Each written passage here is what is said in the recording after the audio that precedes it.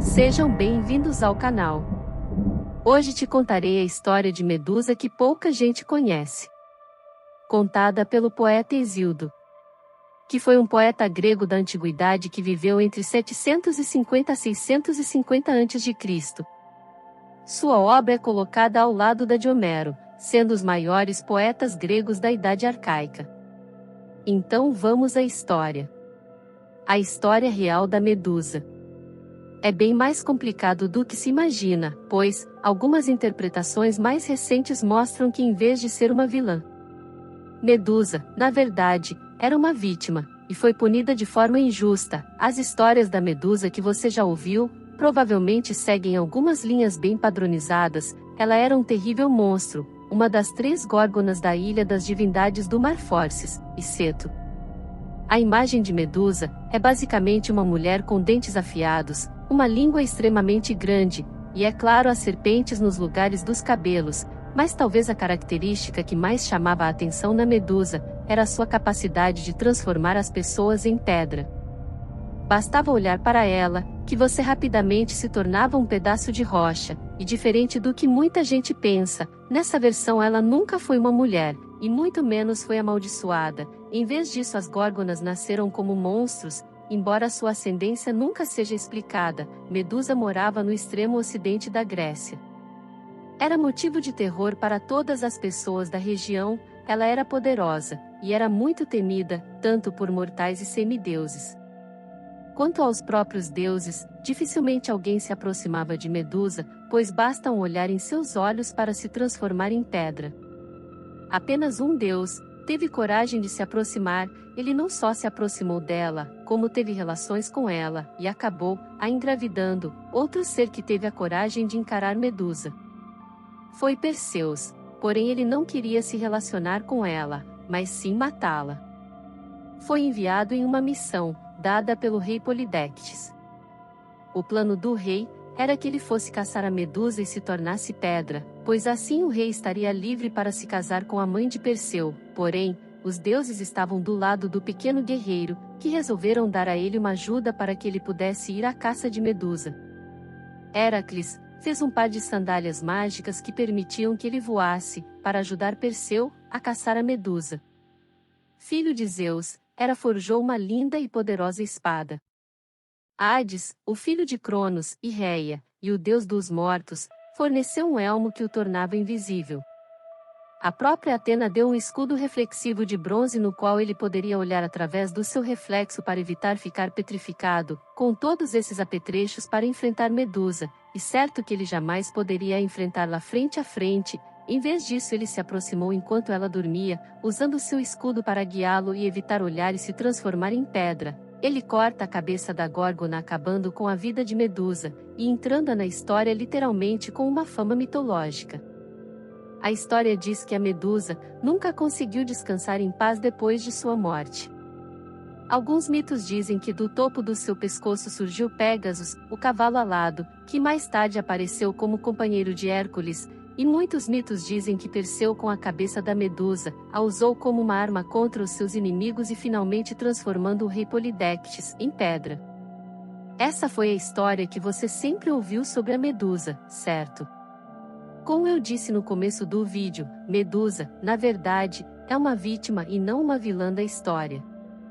O poeta grego Hesíodo, que escreveu obras entre os anos de 750 e 650 a.C., relata outra história de Medusa que foi vítima da obsessão de um deus, e acabou sendo abusada. Assim como na outra história, essa versão diz que ela também era filha das divindades marinhas Forces e Ceto. Irmã de Steno e Euríale, ela era a única mortal da família, e vivia com suas irmãs no templo de Atena, a deusa da guerra e da sabedoria. Ela era uma linda jovem, de traços elegantes e físico de dar inveja em qualquer mulher.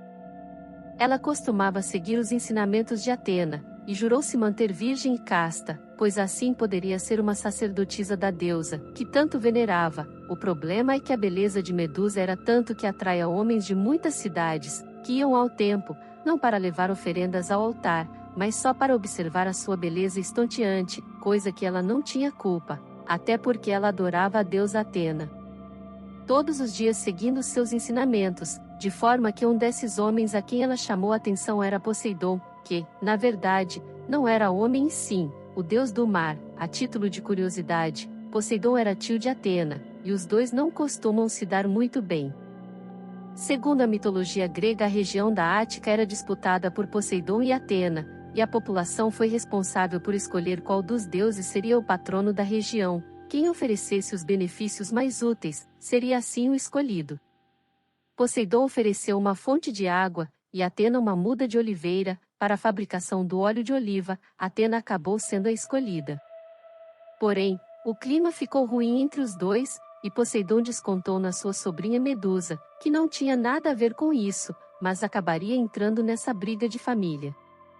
Mas vamos voltar à nossa história. Como eu disse, Poseidon era um dos homens que iam para o templo de Atena. Chamar a atenção de um deus grego é algo raro e, assim como em outras histórias, não costumam acabar muito bem, e qualquer jovem na Grécia Antiga sabia disso, que atrair esse tipo de atenção não era uma coisa boa, e no caso de Medusa se tornou uma verdadeira catástrofe. Poseidon sabia que deveriam ser puras. Poseidon cansou de cortejar Medusa, constantemente sendo ignorado por ela. Sendo ignorado por ela, Poseidon resolveu violar a sacerdotisa no templo. Para piorar as coisas, eles estavam bem em frente à estátua de Atena.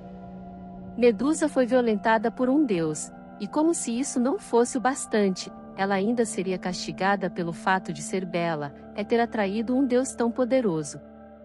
O curioso é que Atena julgou que Poseidon estava apenas seguindo a sua natureza de homem, e por violar seu tempo ela decidiu amaldiçoar Medusa, quem antes era uma linda donzela, acabou se transformando em um terrível monstro. Medusa se transformou na imagem que conhecemos. Temos hoje um ser com cabelos de serpentes, corpo repleto de escamas e dentes de porcos selvagens.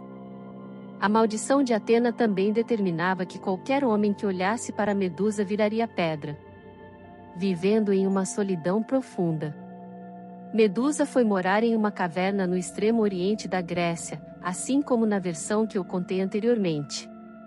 Perseu foi enviado para matar Medusa, porém o cenário era um pouco diferente dessa vez.